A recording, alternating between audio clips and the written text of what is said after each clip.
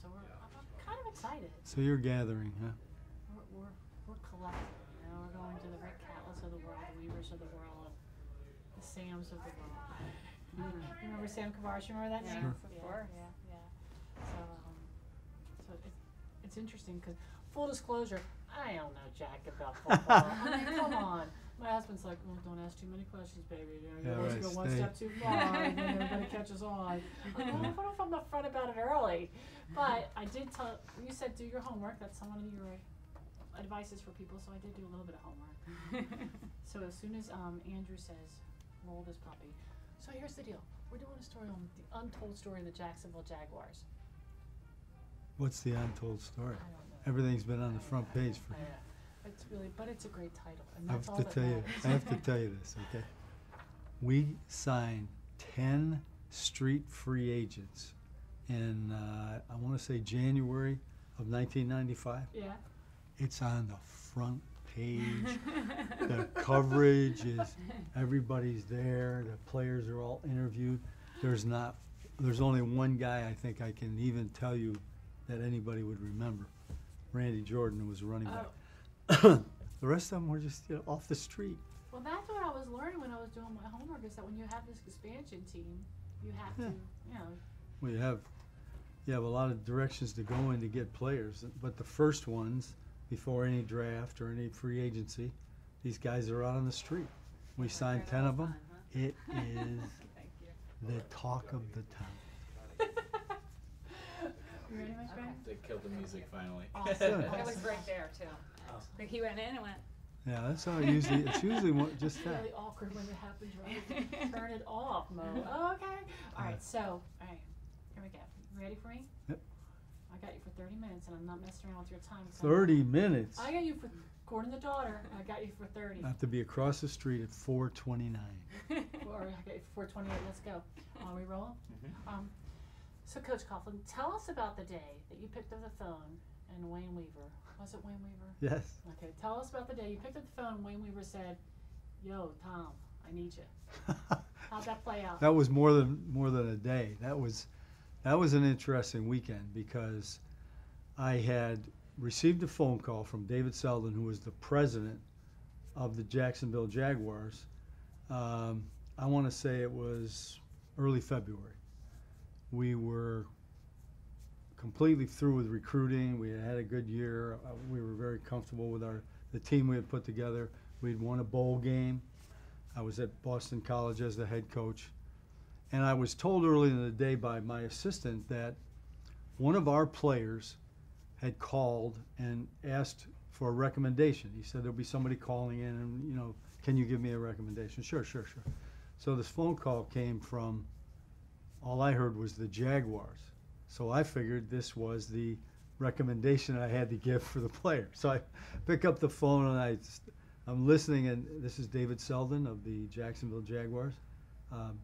Do you know anything about our team? We were just, granted a franchise in, I think it was November. And I said, well, I don't know very much. As a matter of fact, I had prepared myself to give a recommendation for one of our athletes. So we talked, and he told me about the job and so on and so forth. And he said, would you be interested? And I said, well, not if there's 5 people involved. And he said, oh, well, he started to kind of name drop. And then I said, well, and finally he said, well, is it all right if I call you back? I said, hey, you can call anytime you want, but, if it's that many people, I'm not interested. So he called back a couple of weeks later. And then there were 2 people involved. And I said, ooh, that's a different story. So he said, Wayne Weaver and I are going to be in Providence on Friday night. Could we get together for a while and talk about it? Well, Friday night came. I told my wife Judy and Brian, our son, who was there in the kitchen, I said, I won't be long. This is not going to be long, so don't. So the meeting was at 8 o'clock, and I think it was 11:30 when I got back. And it went very well. And so Wayne Weaver and David Selden drove up to Boston. They stayed in Boston. Next day they asked me to come up there. I went up there, came back home. They came back to the house to meet the family in the afternoon. And then it was Sunday, and they were they offered me the job and wanted me to accept the job. Well, that wasn't that easy. I took a day where I had talked to Bill Parcells, and I would, I had some ants in my pants, but some of the things Parcells said made a lot of sense. You've turned down other jobs before. Pretty soon, if you don't take one of these jobs, they're going to figure you don't want to be in pro football, that you'll stay in college football. I was very happy in college football, but the unique thing about the Jacksonville Jaguar job was that the way that Mr. Weaver had structured the team, that the head coach would be in charge of personnel. So therefore, I would have personnel. I'd be able to select the players that were going to be a part of our team, as well as be the head coach. And I thought, this is very unique. In other words, I could see what Tom Landry did in Dallas. Basically, it was the way in which they structured it was like Jimmy Johnson had it in Dallas at the time. But I thought, and I'm into history, so this was a chance for historical perspective, no doubt.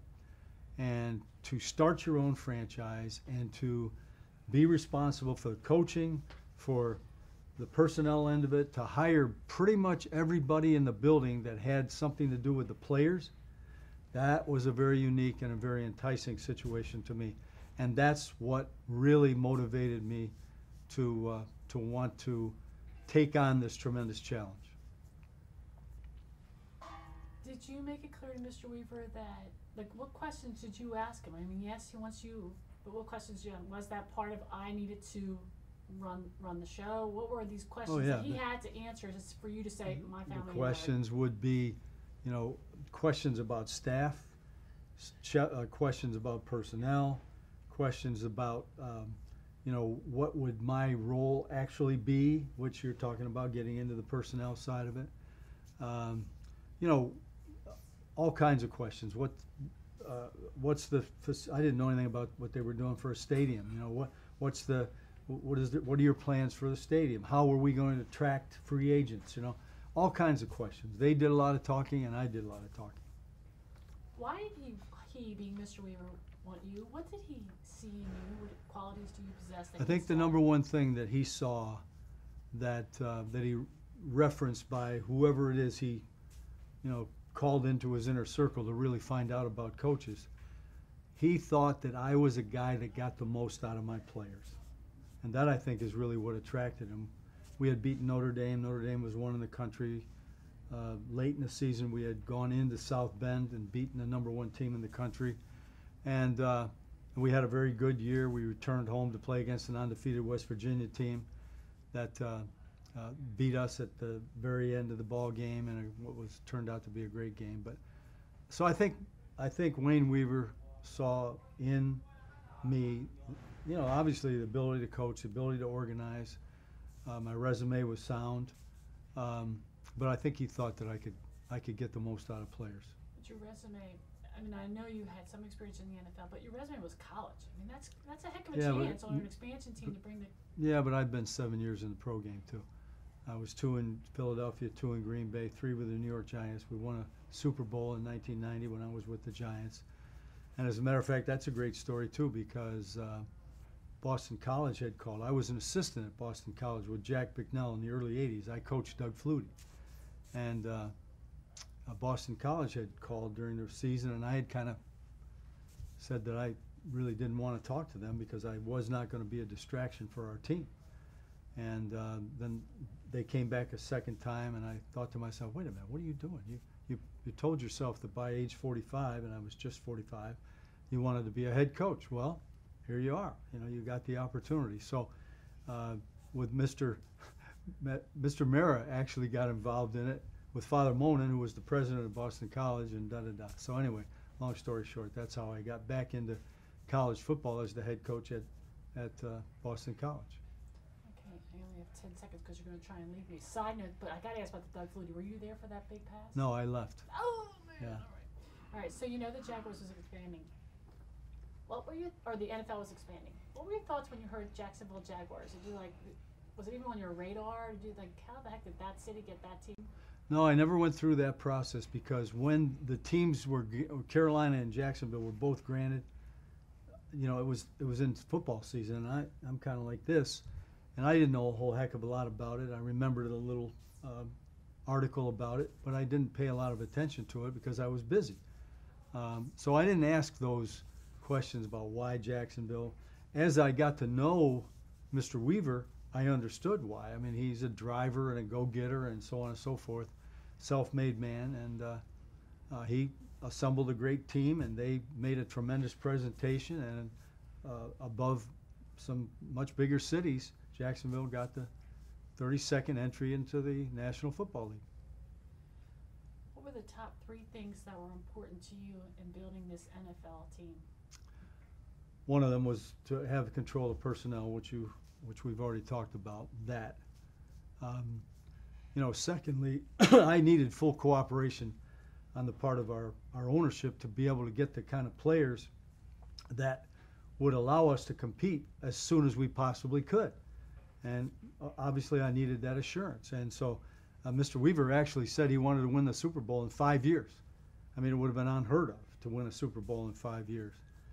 And then really after I was satisfied with the competitive nature, with the responsibilities that I would have, I didn't really, it's hard to imagine the inner workings of an office until you're in there. You know, how does the president sit? What does this guy do? What does Michael Hugh came on board and Michael was in charge of the cap. You know, how do we work?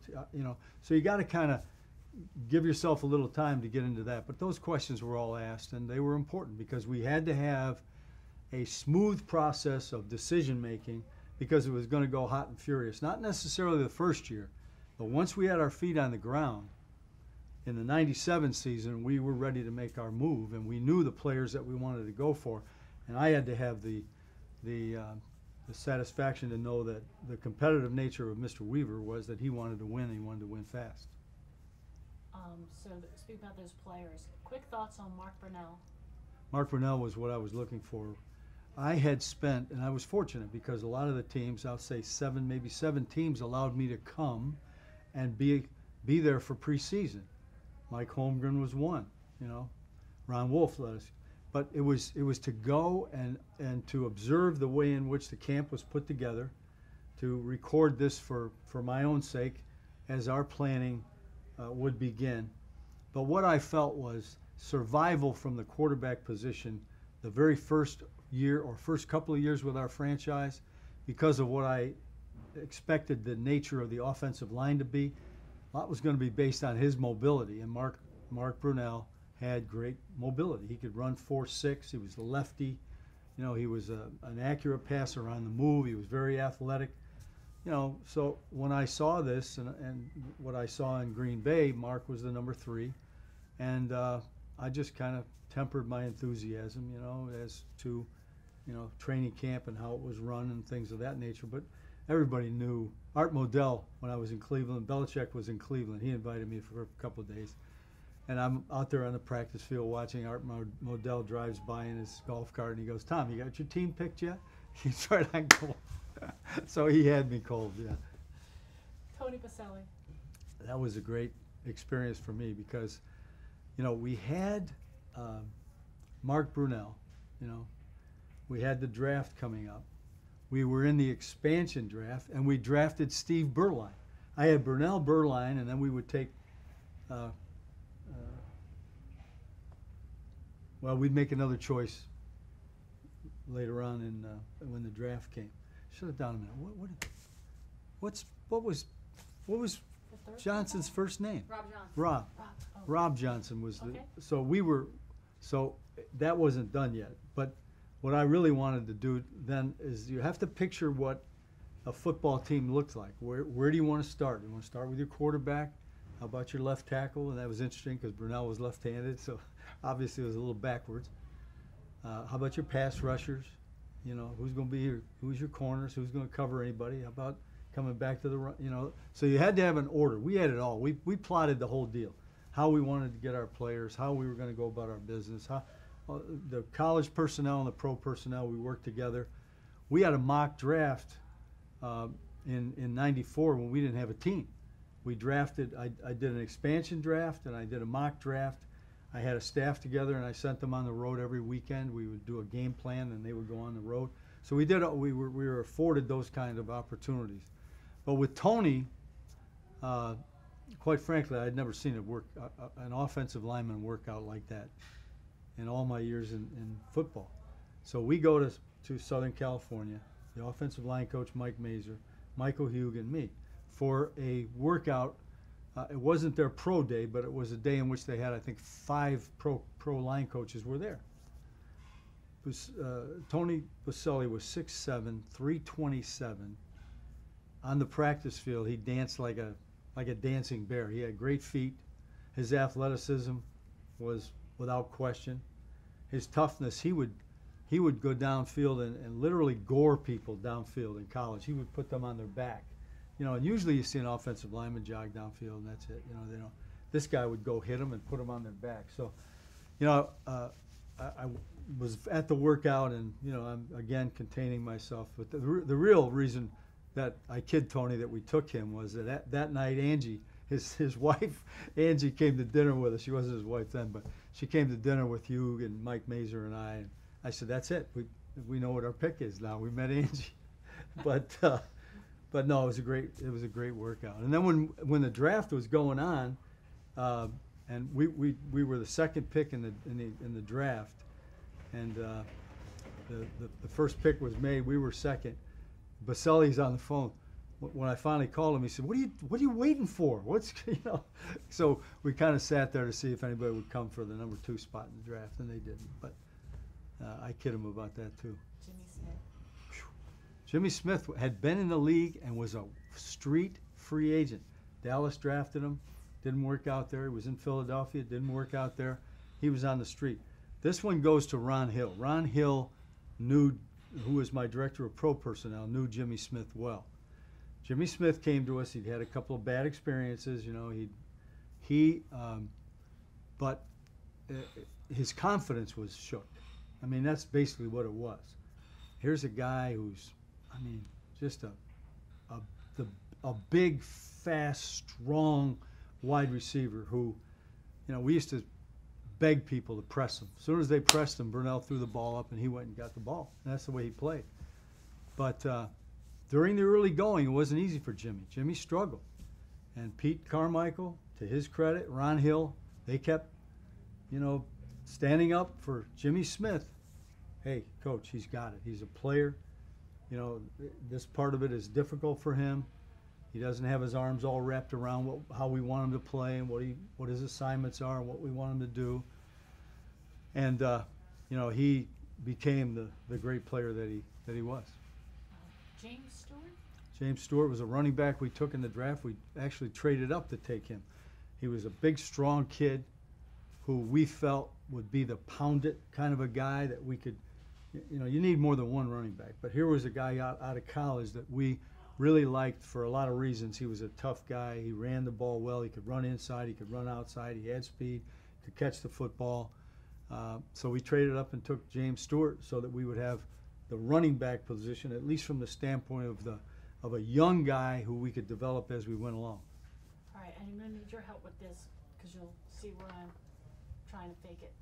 Okay, so the second season, you take us to the playoffs, but you have to beat the Atlanta Falcons. Can you picture that still? Can Sure. you picture that? I can see it. Can you see the guy who's supposed to kick the extra point? I can see him, yeah. Tell us about that. Now, let me think a minute first before I answer. I have his name if you don't Yeah, remember. give me his name because it escapes me right now. But Morton Anderson. Morton Anderson, and we had him here. He's been in our golf tournament. I remember it too. It's unbelievable. No, she knows it all. Wow, that's good stuff. Yeah, She's that's all right. the best fan in my family. All right, so okay, so is So he one we- of the best kickers out there? He's a Hall of Famer. The ball is literally lined up in the middle of the field. It's a close range field goal, okay? This field goal, should the Atlanta Falcons make it, knocks us out of the playoffs. We're now 8-8, we're out, okay? The making of that field goal allows us to advance into the playoffs in the second year of our franchise. Second year. Nobody expected that. Morton Anderson lines up, and it was a typical, you know, December day in the NFL. It wasn't particularly cold. It hadn't rained or whatever, but you know, sometimes that Florida grass can be tricky. So Morton starts into his drive, and as he puts his plant foot down, he slips. And as he slips, he pulls away and yanks the ball, and the ball goes left, and he misses the field goal. Now we're in the playoffs. It's the most unbelievable thing, because it just goes to show you, you know, there's no guarantees of anything. So, you know, Morton Anderson, who's a great guy and really helps out in a lot of different ways, and he comes to our charity and so on and so forth. I thank the world of the guy.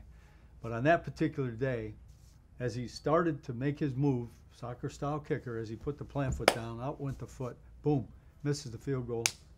The Jacksonville Jaguars in year 2. Now Carolina's getting in too. They're in as well, which is amazing as well. You take us to Buffalo. Yeah. We're supposed to lose to Buffalo. Sure. We're not even supposed to be in the playoffs in year 2. Supposed to lose to everybody. Yeah. So we're going, and Jim Kelly's their quarterback. Yep. And what miracle happens there? We played well. We did a superb job in the game, and we battled. They were a very, very good football team. I mean, they had not only Jim Kelly, they were really, really good. They were good on defense, you know, the whole deal. But back and forth it went. Natron Means made a great run in that game. I mean, everybody out there had a shot at him and missed him. He scores a touchdown. He got us all. Pete Mitchell made a big play in that game. Pete Mitchell caught the ball real quick over the middle, you know, out of Mark's hand. Boom, caught the ball, I think he ran 50 yards with it. So it was kind of a back and forth thing. Baselli had some great blocks in that game against Hall of Famers. But we pounded it in on the goal line. We also threw, this is one that wasn't even, the ball was on the 1 yard line. It was 3rd down, okay? And we had, I mean, this is one of those deals that you know that if you don't score, it's going to come back to haunt you. Jim Kelly, they're going to move the ball. They were a great team. We throw a wide receiver, what we call a go screen, on the 1 yard line. Jimmy Smith catches it, makes a little maneuver, and gets in the end zone for a touchdown. Yeah, so we had those going for us too. But it was cold in Buffalo, you know, the snow and all that stuff. This was a different mindset now, being in the playoffs, and our guys handle it well. We go to Denver. And we're going to Denver to John Elway. Thank you very much. John's just won a Super Bowl. They're on their 2nd year. Mike Shanahan's got a team that's playing lights out, you know. And the 2 things I remember, one is the smile on my face when the game was over. And 2 was it got to me that John Elway had said to his own teammates sitting on the bench during the game that we can't stop them. We can't stop these guys. It was a back and forth. And I'll never forget saying that Dick Geron was our defensive coordinator at the time. They were driving it for a score that would put them within a score, you know, for an opportunity to win the game. I said, Dick, I know he's probably going to score. He was the greatest in history in the 2-minute drill.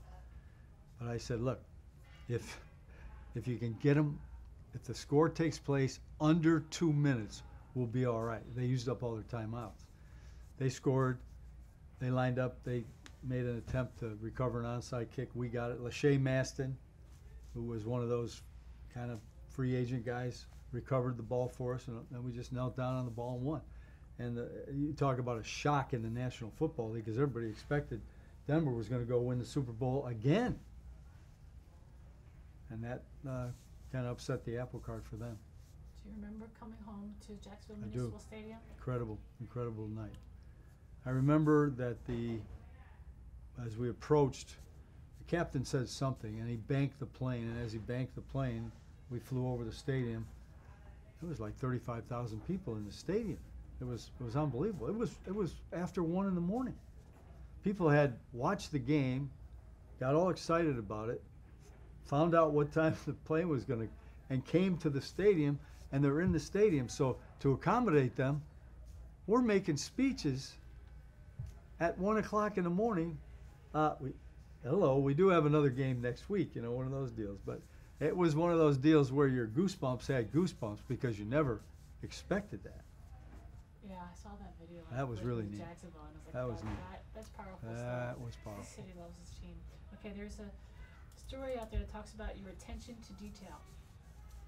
Is it true that you had painters paint the hallway 4 times, teal, black, gold, and white, until it was exactly the way you thought it should look? That's true. And then about 6 months later, Wayne Weaver had it painted the way he wanted it. So there was always that. Oh yeah, not only did we do it until we liked it, you know, at some spots it just didn't look good. So we're not for our team. My deal was always this: when the team comes back in the fall, I want something different and new. I want something for them, you know, to focus on, whether it be something in the locker room, you know, something in the cafeteria, something in the team lounge, something there where they could see that, you know, ownership was always interested in making it better for the players, and that's, I guess, basically why. Where did your attention to detail, your belief in trust and respect, where did those characteristics come from? Well, I can answer the first one easily. The attention to detail comes from being the oldest of 7 and being raised by great parents. You know, the values were, you know, our values were very, very open, honest, and they better be followed. You know, that was the day the belt came off too, you know, in that day. So my mother and father were just salt of the earth. They were great people. And we lived very humbly, lots of love, lots of food. My grandparents lived with us. It was an outstanding youth for me. But I started doing things like I mowed all the widows in the neighborhood, their lawns, shoveled their sidewalk. I was a grocery boy. I delivered groceries for the Grand Union. That was some had paper routes. I delivered groceries. So I had a lot of these things going on, and literally had a chance, even as a young guy, to make enough money of my own that I could, you know, I could buy a Coke, I could buy a hot dog, whatever.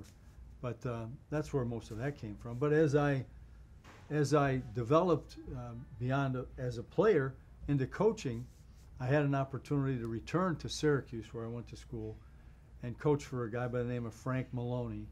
Frank Maloney had left the Michigan staff, Bo Schembechler, of course, Bo Schembechler from Woody Hayes. So I kind of got the benefit of the way in which all 3 of these coaches ran their programs. And one of the things that was unmistakable is you had a lot of responsibilities, and they were very well dictated in addition to your coaching job, but you had better make sure that you did your jobs even outside of the practice field to the best of your ability. So there was a lot of things that were incorporated into that, and I just continued along that way as I advanced professionally. That's great. That's great.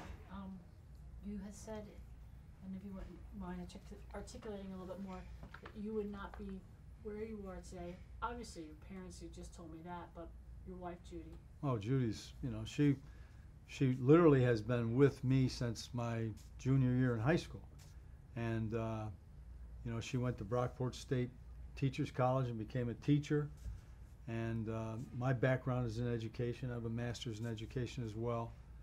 But she's always been the one that's, if she saw it going a little bit, she had no problem telling you to, you know, reel yourself back in there, big guy. You know, you still got both feet on the ground, and you put your pants on one leg at a time. So she was always one of those, and she could do it very, very well. And so she kept us all pretty grounded, and that, of course, that allowed me, because of who she was, to go coach, because we had 4 children.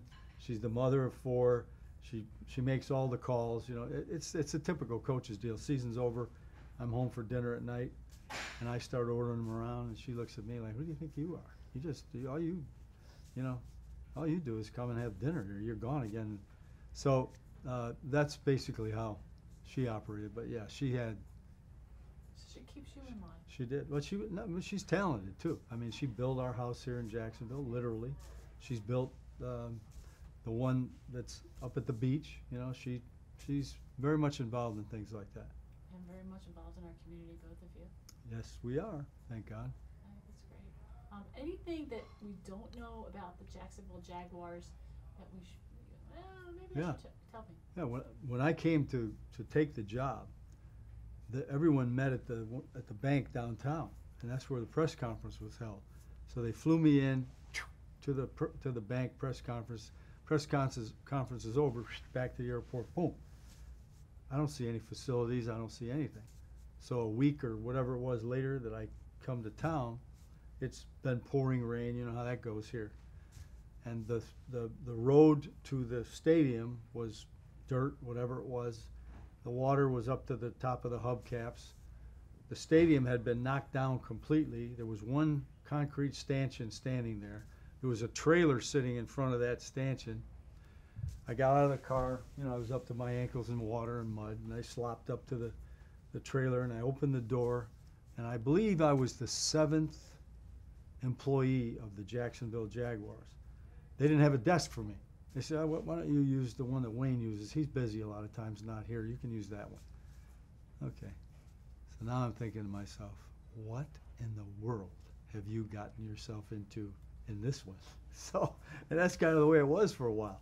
We operated in a trailer. We'd hire some more people, so we'd put another trailer on, you know. And I think at one time there were 3 trailers together, you know, as we went along. But I mean, when you are literally, you know, I'd hate to tell you what how many people work for the New York Giants now, okay, because marketing has become such a big, you know. But when you literally can be in a very small room with all the employees, you got a little work to do if you're going to make this work. But that would be the one thing that I think. I love that story. I don't want to end on a sad note, but I was the news director when I heard Wayne Weaver say that his one regret was letting you go. And I mean, you must be friends. Oh, we are. Yeah. And Yeah, I don't hold any animosity. No, that's the gig. I know that's the gig. Because the opportunity for me, you know, the good Lord has been very, very good to me. I mean, wherever there's been roadblocks in the way, something even better has happened. I remember when we were at Syracuse and Frank resigned after I'd been there 7 years coaching at Syracuse University, my alma mater. I thought the world had come to an end. This is all I knew. Jack Bicknell offers me a job in Boston. I go to Boston and I coach Doug Flutie for 3 years, and I go into pro football from there. I mean, it's always kind of been that way. Well, you know, Wayne made his decision, and you know, we won't go into that. But so the next season I didn't coach. I had a chance to travel around and be with a lot of my friends and watch how they ran training camp and what have you. January, the phone rings. It's the New York Giants. 2 Super Bowls later.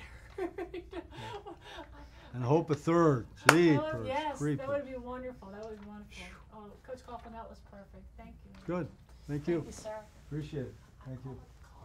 Coughlin. Coughlin. Ever since, I call Oh, our Coughlin Kurt. Curse, Yeah. like, ever since